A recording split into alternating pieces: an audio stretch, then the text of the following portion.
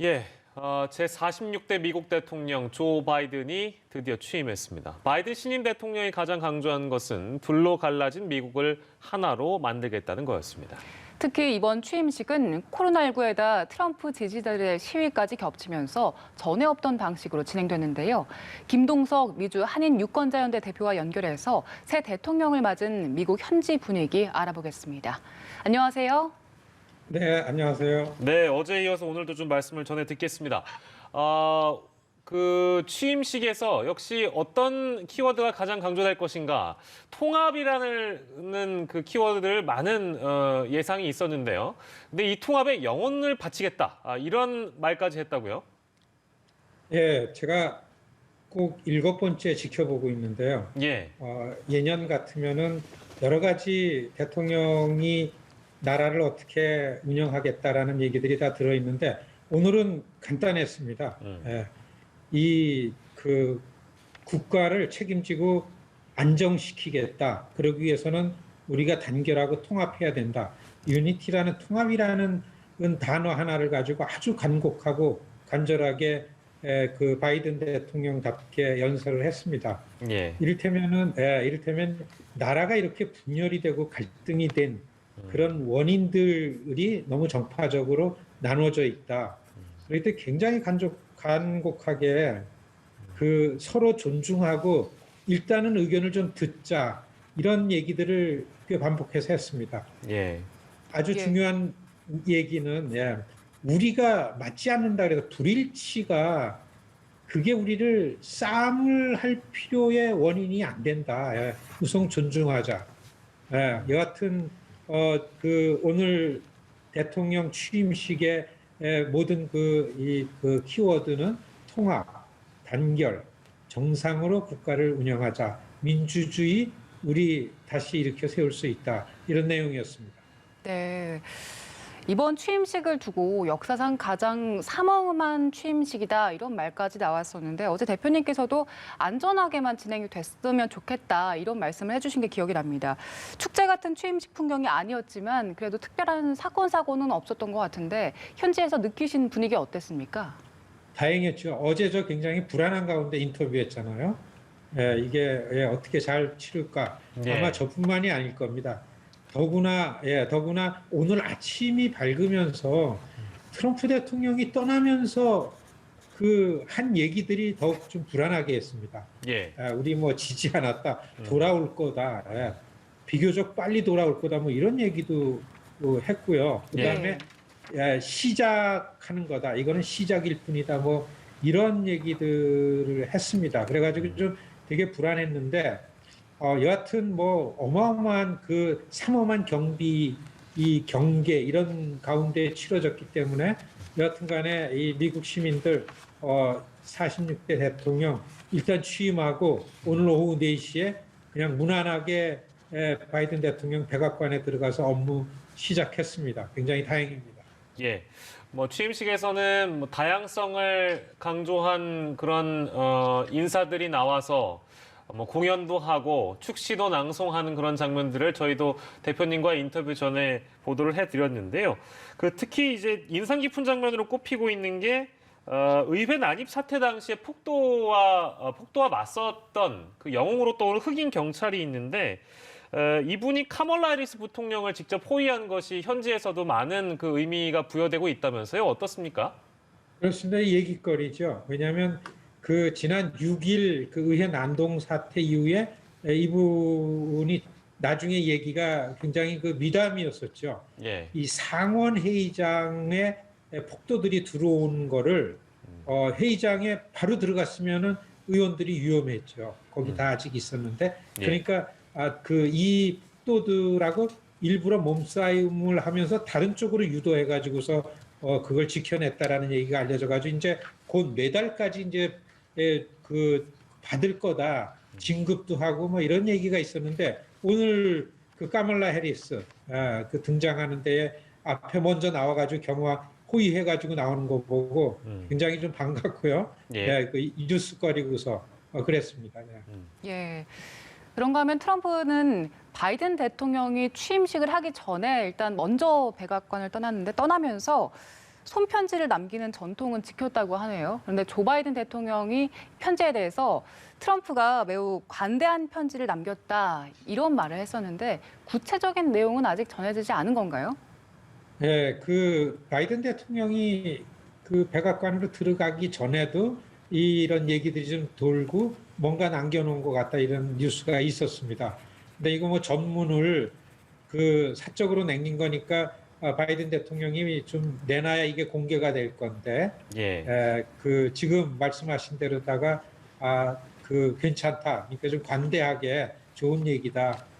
그렇게 했는데 일반 그 미디어에 이렇게 댓글을 보면은 그럴 리가 있겠느냐 이런 내용이다 이런 내용일 거다 예. 이런 재미난 얘기들이 참 많습니다. 네. 예. 거기에 설령 트럼프가 뭐 그렇지는 않겠습니다만 이것도 저도 이제 가정을 하고 말씀드리는 건데 그 편지에다가 I will be back 이렇게 써 남겨놨다고 하더라도 이 통합을 강조하는 바이든 대통령이 설령 이 편지에 대해서 뭐 비난을 하거나 비판을 하기는 쉽지 않았을 거라는 생각은 뭐 저도 마찬가지로 들고요. 이게 참 기행이라고 표현을 해야 될지 모르겠습니다만 트럼프 전 대통령이 임기 마지막 날에 뭐 자기 측근 비롯해가지고 수십 명을 사면했다고 들었습니다. 이게 실제로 있었던 일입니까? 어떻습니까? 그렇죠. 어제 그 자정을 넘기면서 거의 한 70명 이상 그 사명시키고 감형을 했습니다. 근데 이 많은 전문가들이 사실은 많이 알려지지는 않았는데 예. 이 사면하기 전에 의회에서 트럼프 대통령의 가장 충성스러운 의원이 그 프리덤 커커스 체어를 오랫동안 했던 오하이오의 그 짐 조던이라는 의원이 있습니다. 예. 이 의원이랑 원래 대통령의 사위가 마지막 사면할 명단을 다 끝냈는데 그거를 예. 가지고서 이 짐 조던 의원이 이 트럼프 대통령이랑 의논을 해가지고서 화제거리는 그 스티브 배넌이라는 사람이 제어됐다가 예. 사면을 시켰습니다. 예. 이걸 놓고 볼 때에 스티브 배넌은 그 선거 전문 치르고 4년 전에 트럼프 대통령 선거 대책위원장 하면서 예. 대통령 당선시킨 사람입니다. 예, 아주 예, 예. 인종주의자고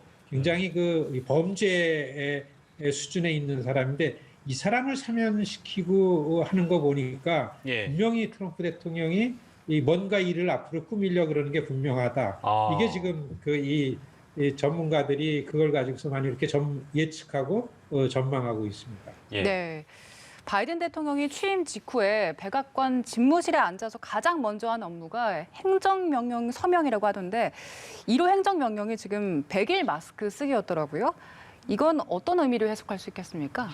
그렇죠. 그 선거 기간 1년 동안 조 바이든 후보는 그 트럼프가 조롱하듯이 얼굴보다 더 큰 마스크를 쓰고 지하실에서 안 나온다. 이렇게 얘기했잖아요. 예. 그러니까 마스크를 쓰고 이 감염병에 대한 이 방역이라는 부분을 계속 강조해 온 게 바이든 대통령이었고 이거 금방 지나갈 거다. 그 마스크 쓸 필요 없다. 마스크 막 집어 던지고 이랬던 게 트럼프였죠. 예. 이 들어가자마자 첫 번째 행정명령이 이 연방 정부가 관할하는 지역 내에서는 일단 100일 내에 마스크 착용을 의무화하는 대통령 명령에 제일 먼저 사인을 했습니다. 가장 극명하게 차이점이라고 볼 수 있고요. 그 다음에는 그 무슬림들이 미국에 입국하는 거를 금지했던 그거를 폐지하는 거에 그 서명을 했고, 그 다음에는 그 국경 장벽 지금 쌓고 있습니다. 예. 그걸 백악관 들어오자마자 그걸 중지시키는 거에 서명을 했고 파리 기후 협약에 복귀를 했습니다. 그리고 세계 보건기구 WHO에도 다시 들어갔고서요. 그 외에 이민 개혁안에 관해서 의회에 보낼 문서를 검토하고서 여하튼 4시에 백악관에 복귀해서 백악관에 들어가서 첫날에 3시간 반 이상을 업무를 봤다. 이런 뉴스가 나오고 있습니다. 예. 저희 마지막 질문이 될 것 같은데 이제 막 시작한 행정부에 대한 분석은 앞으로 더 많이 할 기회가 있을 것 같은데요. 근데 당장 처음에 이제 대표님께서 말씀해 주실 때 트럼프가 이 백악관을 떠나면서 했던 발언들이나 이런 것들이 조금 두렵게 들리셨다 그래서 지금 월스트리트 저널의 그 보도를 보면 신당 창당 문제, 그러니까 심지어 당명까지 지금 거론이 되네요. 애국당을 선호한다. 이 현지에서는 이 이슈를 어떻게 보도를 좀 하고 있습니까? 가능성이 있다고 보세요? 예, 사실 주요 뉴스는 아니지만은 예. 이런 얘기들이 꽤 논란입니다. 그 현직에 있을 때와 그렇지 않고 떠나갔을 때에 이게 다를 건가? 계속 그런 영향력을 유지할 건가? 여하튼 트럼프 대통령이 반복해서 노래하듯이 외쳤던 게 7,400만 명이 나를 지지했다 이겁니다. 예. 예. 그리고서 지금까지 자기가 4년 동안 해온 거는 좌와 우의 문제가 아니고 이거는 민주공화 문제가 아니고서 이건 미국의 이익을 위해서 한 거. 이런 업적이 있는 걸 지지하는 사람들이 거의 절반의 미국 시민이다.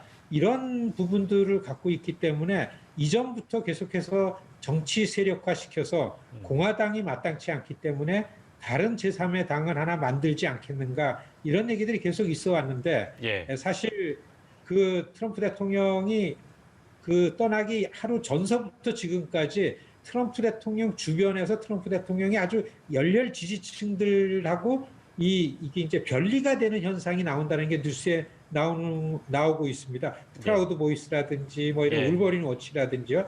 보수주의 동맹 같은 데서 트럼프를 비난하는 얘기들이 지금 많이 나오고 있기 때문에 자기 지지층들 안에서 구심점 역할을 하면서 당이라는 새로운 정치 세력을 만들 수 있는 그런 가능성이 있을까라는 거에 있어서는 지금 앞으로의 그 트럼프 하는 거에 대해서 그 변수가 많다. 좀 회의적으로 보는 게 많고요.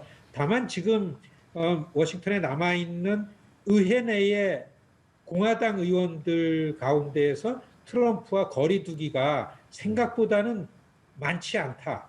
많지 않다. 이런 걸 보고서 그래도 트럼프는 정치적으로 다시 이 강력하게 복귀할 가능성을 갖고 있다. 예. 이렇게 전망하는 의견도 있습니다.